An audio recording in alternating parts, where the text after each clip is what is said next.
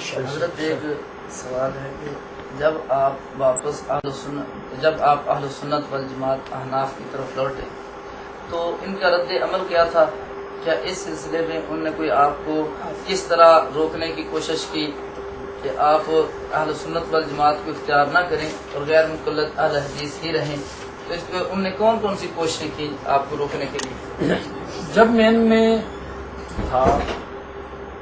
تو ان کے ہاں لڑکیوں کو پیش کرنا یہ ان کا رواج ہے، اور کوئی غیر مقلد اگر مجھ سے بات کرنا چاہتا ہے تو انشاءاللہ میں دن رات تیار ہوں۔ یہ جتنی ویڈیو بھری جا رہی ہے، یہ جتنی گفتگو یہاں بھری جا رہی ہے، اگر کسی کو شک اور شبہ ہو تو انشاءاللہ اس کی صفائی اور ان باتوں کو دلیل کے ساتھ ثابت کرنا یہ ہم اپنی ذمہ داری سمجھتے ہیں۔ یعنی انہوں نے بارہا مجھے کہا کہ ہم آپ کو لڑکیاں دیتے ہیں،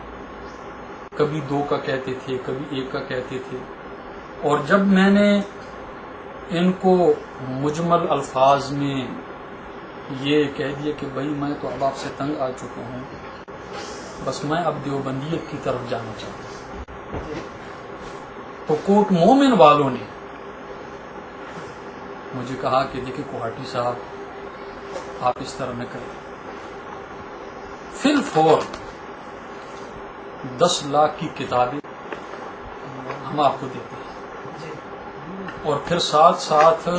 اور کتابیں آپ کو جتنی ضرورت ہوں گی وہ ہم لیتے ہیں،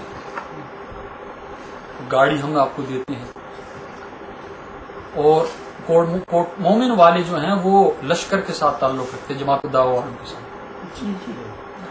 اور جماعت الدعوہ والوں کے نزدیک مرکزی جمعیت اہل حدیث کافر ہے۔ کیوں کہ جماعت الدعوہ والوں کے نزدیک جمہوریت کفر ہے، یہ ووٹ دینا ووٹ لینا یہ کفر ہے، اور یہ ووٹ لینا ووٹ دینا یہ جمہوریت کا نظام یہ مرکزی جمعیت اہل حدیث کا ہے، تو ان کی نزدیک یہ مرکزی جمعیت اہل حدیث والے کافر ہیں۔ اور یہ ساتھ ساتھ ہم آپ کو بتاتے رہیں گے کہ ان کا آپس میں کتنا اختلاف ہے، مسائل میں بھی اور عقائد میں بھی۔ حضرت جب تو یہ بات کر رہے تھے کہ انہوں نے کہا کہ گاڑی، اسی طرح 10 لاکھ کی کتاب فی الفور، اور ساتھ ساتھ اور بھی ہم آپ کو دیں گے، اس کے علاوہ اور جتنی خدمتیں ہم آپ کی کرتے رہیں گے، اور ساتھ ساتھ واضح طور پہ انہوں نے کہا کہ فلاں عالم کی جوان لڑکی کنواری بچی ہم آپ کے لیے مانگ لیتے ہیں، اس عالم کا نام میں نہیں لوں گا، پھر انہوں نے مشہور کر دیا تھا، جب ان کو پتہ چل گیا کہ اب یہ ٹھہرتا نہیں ہے تو انہوں نے مشہور کر دیا کہ دیکھو یہ تو ہم سے بیٹیاں مانگتا ہے۔ میں نے کہا میں نے کب مانگی ہے؟ یہ تو تمہارے اپنے مولوی مجھے کہتے ہیں کہ فلاں مولوی کی بیٹی ہم آپ کوئی نہیں مانگتے ہیں کہ وہ آپ کو دے دے، اور وہ آپ کا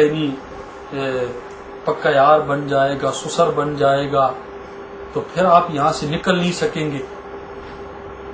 تو مطلب یہ ہے کہ جس وقت میں نے ان کو کہا کہ میں اب دیوبندیت کو اپنانا چاہتا ہوں تو انہوں نے لڑکی کی آفر بھی کی، اسی طرح ان کے اندر جب میں رہ رہا تھا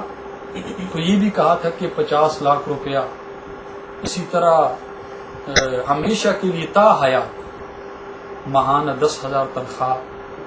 اسی طرح اسلام آباد میں پلاٹ، یہ ساری باتیں میرے سامنے انہوں نے رکھی، لیکن میں نے کہا آخر کار مرنا ہے اور قبر میں جانا ہے، حشر میں جانا ہے، اللہ کے سامنے ہونا ہے، تو ان چیزوں کی ضرورت نہیں ہے۔ اصل ضرورت جس چیز کی ہے وہ قرآن اور سنت کی، وہ دین کی ہے، تو آپ کے اندر دین نہیں ہے، اسلام نہیں ہے، شریعت نہیں ہے، تو ہم تو قرآن اور سنت کو چاہنے والے ہیں، چاہتے ہیں، اللہ نے ہمارے دل میں یہ ڈال دیا ہے، اور یہ چیز علماء دیوبند احناف کے پاس ہے، تو لہٰذا ہم ادھر جانا چاہتے ہیں۔